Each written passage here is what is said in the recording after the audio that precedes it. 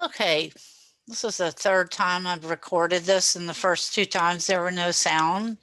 There were no sound. There was no sound, and I am just crossing my fingers that it works this time. So this week you have a watercolor assignment in which you're actually going to get to paint in watercolor.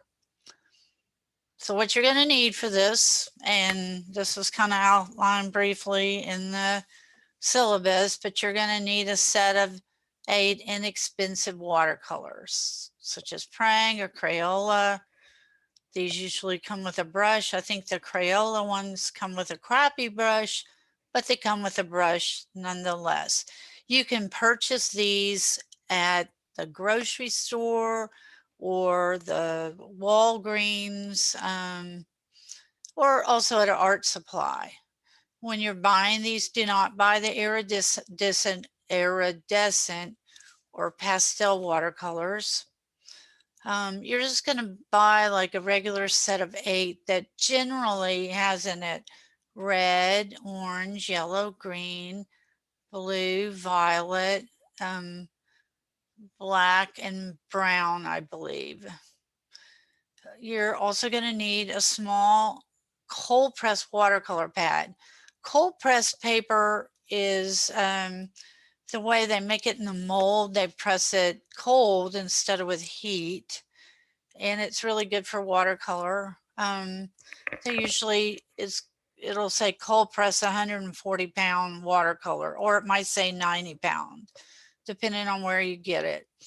And you want to get a small one that's maybe like around 5 by 8 inches. It doesn't have to exactly be 5 by 8, but I don't want you spending a lot of money unless you want to. So get a small one. And then you're going to need cups for water, and most likely you're going to want to have an old washcloth or a rag, just in case you need to mop anything up. So the instructions are you're going to make 4 paintings. Each one of those 4 paintings will have a different color scheme, and I've listed the color schemes here. These are a complementary color scheme that uses a single pair of complementary colors, a warm, cool color scheme, and my lettering is all off, that uses 3 warm colors and 2 cool colors, an analogous color scheme that uses 4 analogous colors, and a split complementary color scheme that consists of 3 colors. Here's the additional requirements. If you want this to be non-representational, and you're going to create the design using geometric shapes, circles, squares, triangles, polygons, octagons, just as long as it's geometric. And if you want, you can also add lines. Each of the 4 paintings should be on a separate sheet of paper. Again, look, A, B, A. And then finally, don't leave the backgrounds white. Backgrounds should be painted a solid color, but a color that's different from those in your color scheme. For example, if you're doing a split complementary color scheme that consists of orange, blue violet, and blue green, then your background is going to be a color that's different from those 3 colors, like maybe yellow or something. When you're painting, paint the shapes before you paint the background, so that the background color doesn't bleed into or mix with the colors in the color of your shape. For example, if you were doing a complementary color scheme of red and green, and you were using, let's say, 2 circles, and you thought, I'll make my background black. Well, you're not going to paint the whole thing black and then do the shapes on top of it, because if you do, that black is going to mix with your red, or that black's going to mix with your green, and they're not going to look red and green anymore. Also, when you're painting, and I'll go into more detail on this later, let the shapes dry before painting the background, or else again, it's going to bleed into the background. Here's an example. This person's doing a complementary color scheme of blue and orange. They decided to use rectangles, and they painted, which are geometric shapes, and they painted their background yellow, which is not part of that complementary color scheme. So once you've finished all your paintings and they have dried, take a picture of each painting, cut and paste the paintings into a Word document, one painting per page. Label the paintings to include the name of the color scheme and the name of the colors in the color scheme. When you do the painting, that's the warm, cool color scheme, and you're labeling that. Make sure, in addition to saying this is a warm, cool color scheme, indicate which colors you used are warm and which colors are cool. For example, this is a warm, cool color scheme. Again, this person's used geometric shapes. The cool colors are red, yellow, and the warm colors are red, yellow, and orange, and the cool colors are blue and violet.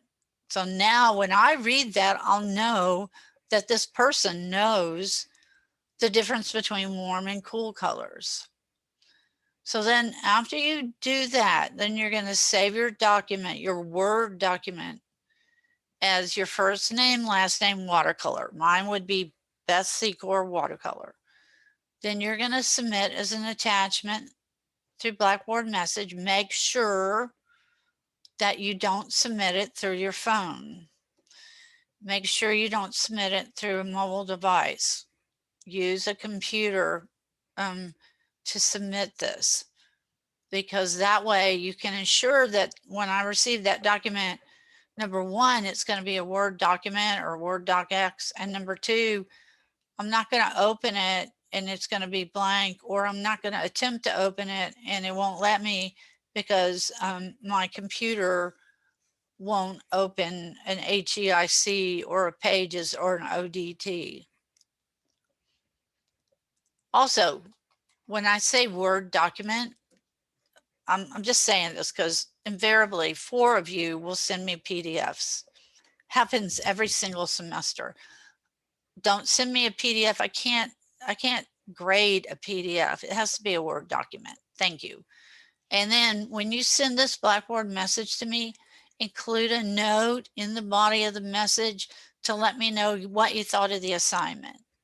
It's always really nice to, like, whenever you send me something, send me a little note. Otherwise, like, it just seems so impersonal for me to just get a paper and you're not saying anything.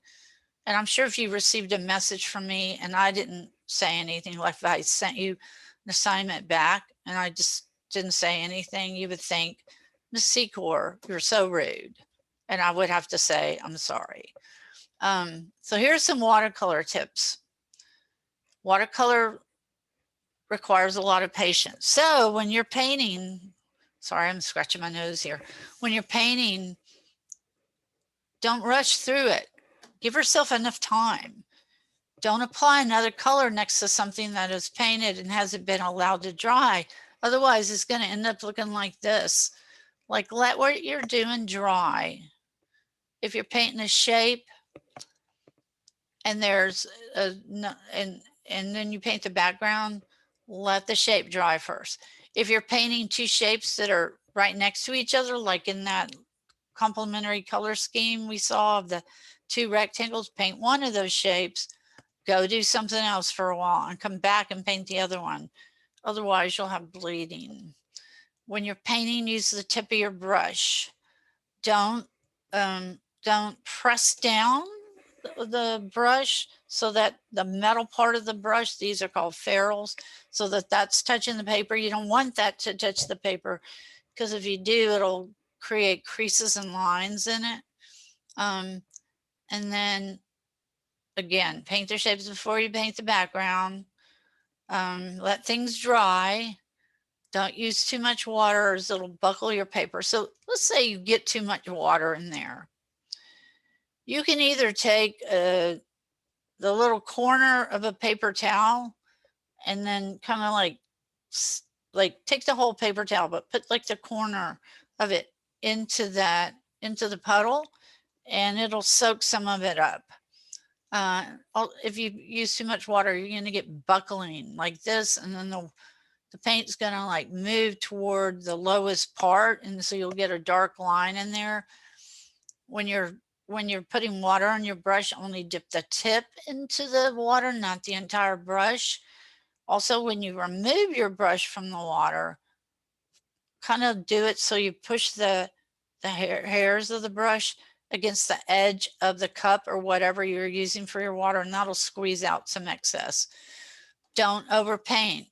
Painting over and over and over in the same spot will tear your paper. So like just brush it on and move on. Don't like belabor it. And that's about it. And I hope you have fun, and I hope this proves to be relaxing, which it does for most people, but there's some people it's really stressful for, and if so, I apologize. All right, let's cross our fingers. Let's hope that that I have sound with this recording. Otherwise, I'm going to have to record it again, and you'll never know because you'll get one that has sound. Thank you.